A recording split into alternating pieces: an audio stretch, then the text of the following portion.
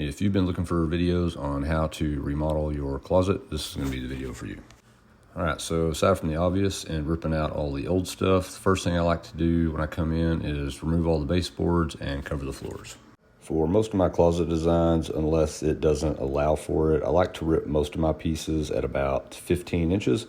This is going to make sure that the shelving is deep enough where you can go ahead and just mount your closet rod straight to it, and you don't have to add any additional bracing. On top of that, it'll also allow you to, if you want to have drawers or anything like that, it should be deep enough to get you some of those. So for all of our vertical pieces for this closet, they're going to be about 84 inches tall. So we're going ahead and ripping up about as many as we think we need and go ahead and pre-cutting those so we can get started. All right, so we've got our vertical pieces ready to go. We've got them measured out on the wall, and now we're going to basically just take our trim gun with 18 gauge trim nails, and we're just going to toe nail these in to kind of hold them in place while we're getting everything else set. So we got our vertical pieces set. Now we're going to go ahead and put on our top piece. Keep in mind that we did cut most of our vertical pieces at about 84, but our end piece we want to be about 3/4 inch taller so we don't see that veneer core on the plywood. It's just going to butt straight into it. At the beginning, I'm not going to be overly generous with the nails. My goal here is just to measure things more than once, make sure everything's squared up the best I can, make sure things are level, and then just use a couple of nails to tack things together because we're going to come back and secure it once we've got everything set. Now we're going to go ahead and start cutting our 1 by 3.5 inch trim. This is going to be to secure everything to the wall. Once you have those pieces cut, I want you to take your stud finder and mark where those are at, and then we're going to shoot these in. That way they're not going to go anywhere. For the shelving on this project, I use the plywood that I use on most of my cabinet boxes, which is a maple B2 grade veneer core plywood. And then for the support pieces and our face trim, we're using poplar. Maple is a great option as well, and depending on the budget, I might use that too.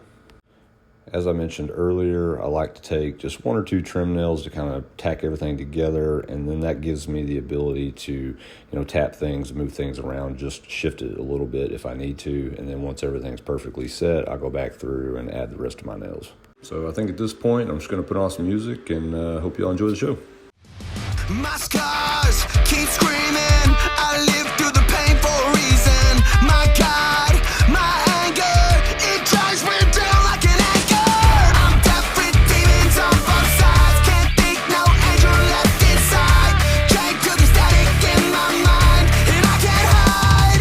This rage I just can't escape, screaming at my face so loud I can't hear my voice.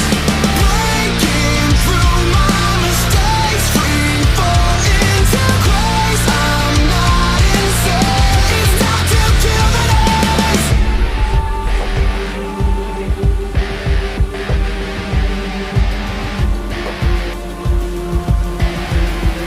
Shut up!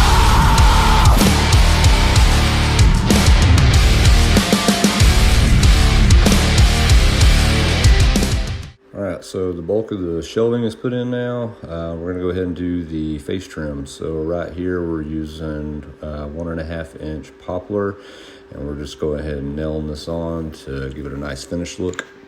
One tip I would give when doing your face trim is using some wood glue when you put this on. I haven't had any problems in the past, and I haven't had any callbacks about stuff like this, but just the idea of over-engineering things, adding some good wood glue is going to make this a lot better and just last over time. So one of the glues that I typically like using is Type Bond 3. I think it's the ultimate wood glue. So that being said, that's just one more thing that I'm going to do moving forward to just make these builds that much better. So if you've made it to this part of the video, I just want to give you a big thank you and shout out.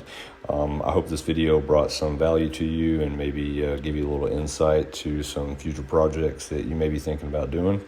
This will probably be a 3 or possibly 4-part video series. So we'll have the next video coming up soon. We'll be doing the sanding, caulking, painting for this, and then getting started on the island and the drawers and stuff like that. If y'all did have any questions on anything that I maybe didn't cover in the video, leave a comment below. I personally answer every comment and will be happy to help you out.